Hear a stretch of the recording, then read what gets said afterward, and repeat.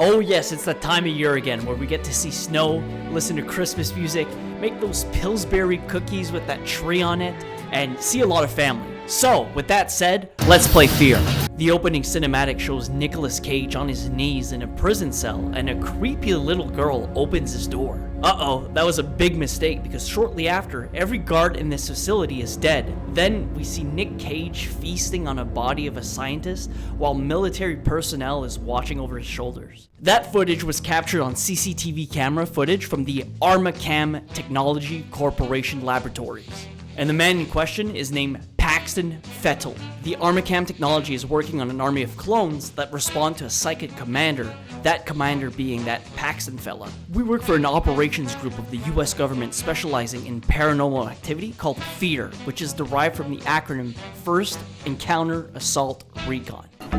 What about you, buddy? Ready to go to work? Aye, aye, Captain. I'll catch him, don't worry. You're putting him in the field? Are you crazy? He just transferred in a week ago. Hey buddy, no one asked you a goddamn thing. We've tracked Fettel to an abandoned building just up ahead. Ooh, in an abandoned, creepy-looking building, he was right. Shortly after entering the building, my #1 hater and I discover a body. Paxton Fettel is nowhere to be seen, and it's all up to me to go and find him. You gonna check the place out or what? I don't like you! So we search the building trying to look for Paxton Fettel, and we go all the way up to the roof, and then we get this cinematic.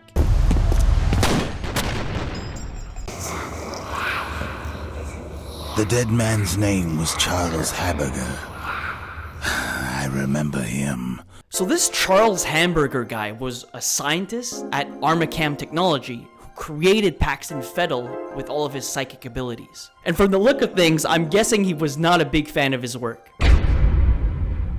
We get a signal that Paxton Fettel is located at a water treatment plant, and we jump out of a helicopter with our F.E.A.R team to capture him. But then, just as we're about to enter the facility, the little girl from the cinematic intro shows up out of nowhere and kills all of the F.E.A.R commandos right in front of our eyes.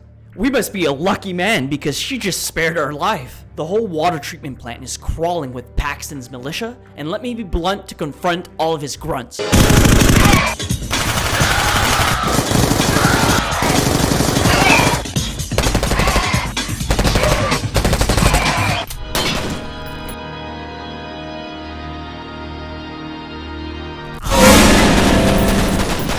This part of the story was well scripted, with a great balance between shooting all of the militia and then as well getting scared from the little girl lurking at every corner. And at one point we encounter another dying gentleman on a chair, and he tells us this. Alma. If Fettel finds her.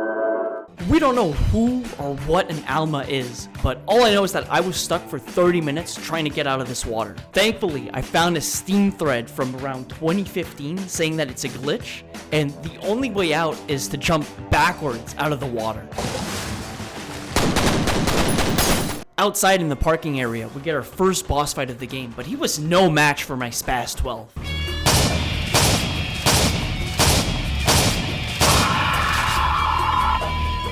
And just like that, we get picked up by the helicopter, failing to complete our original mission of apprehending Paxton Fettel.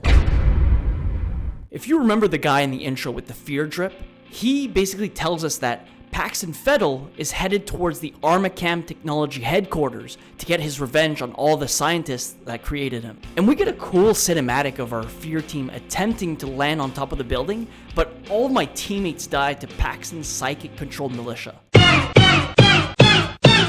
As we're walking through the building, Paxton Fettel tells us that Alma is the name of the little girl, but then he also says that he's also born from her?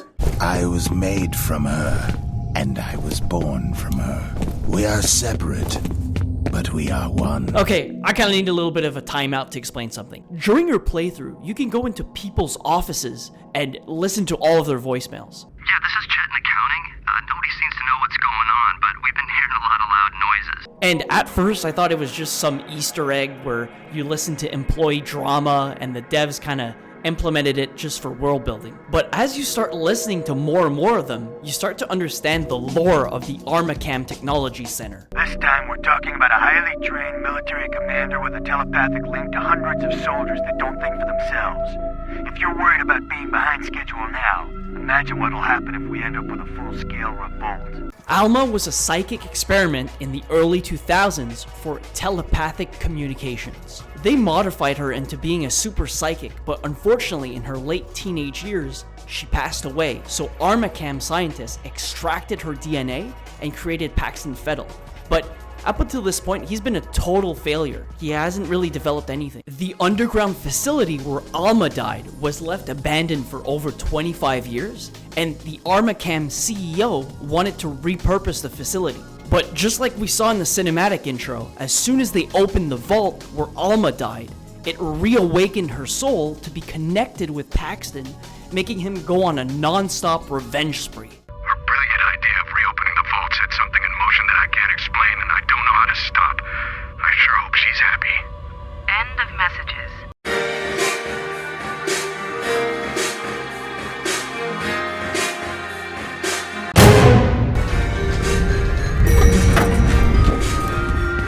Basically, I enjoyed a lot of this part of the game where you're in the building because it's constant action, shooting all of Paxton's psychic militia in the boiler rooms, in office hallways, and even in some of the laboratories. Oh yeah, and for good measure, of course they need to have invisible ninjas in the game.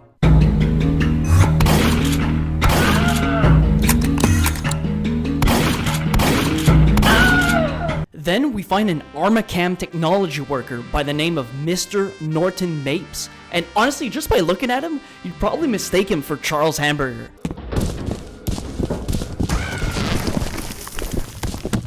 Don't shoot! My name is Norton Mapes. I'm an engineer. Shit, it's a civilian. He wants us to deactivate the security server, and if we're able to do that, he'll help us find Paxton Fettel in exchange. After killing half of the militia and rebooting the server so that it removes the security system, he double times us and he used us for his personal gain. Sayonara, sucker! And again, if you've never listened to any of the voicemails, which is fine, you don't have to, but you'll never understand why we're chasing him. But basically in the voicemail, all we can hear is him and the female CEO kind of flirting back and forth. And she's asking him to destroy any type of Alma and Paxton evidence because they don't want F.E.A.R to have access to their internal data in case word slips out to the public about their heinous crimes against Alma. We get our second boss fight of the game when Norton Mapes spawns a Big Daddy from BioShock to fight us. As we run after Norton deeper and deeper into the Armacam facility, he leads us to Alma's vault, and we get this cutscene. I'm just doing my job. And I'm doing what has to be done. The man we just saw shoot Tubby is Harlan Wade, and he's an Armacam scientist. And as well, he's Alma's father, real biological father. And again, his wiki is absolutely massive, even though you only hear him for about 2 or 3 voicemails around the game. And we discover that he wants to release Alma's soul because now he feels bad for using her as a test subject and abandoning her for over 20 years. Blow the whole place to hell, where it belongs. If he lets Alma out, you have to stop him. As soon as we enter the vault where Alma's body is found, we get this hilarious cutscene. This is how it ends.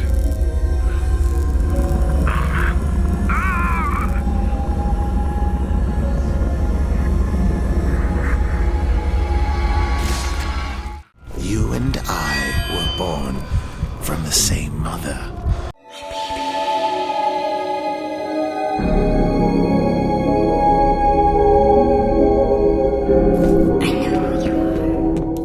We kill Paxton Fettel with a Glock, which, you know, it's a very weird and unsatisfying ending. Then we destroy a bunch of power cores, the whole building explodes, somehow we miraculously don't die, get rescued in a chopper, and the game ends. Unless, and there we go, that was F.E.A.R. I'm happy I played it because the Max Payne type of combat was fun. You always get rewarded when you explore different parts of the map.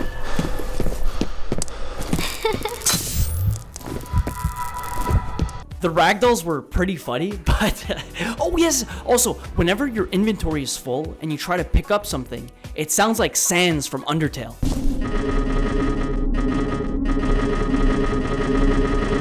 When I look at the reviews, everyone is downvoting the game because of the price. But honestly, I have to disagree because I only paid $2.29 Canadian. The only positive review I can find on Steam is some guy liked the game just because you can see your feet. No, I'm not joking. All the other reviews are about the price. So, after 10 hours of gameplay, I'll give F.E.A.R a solid 7 feet out of 10. Anyways, thanks again for watching, and I'll hopefully see you next week with another video. Alright, bye.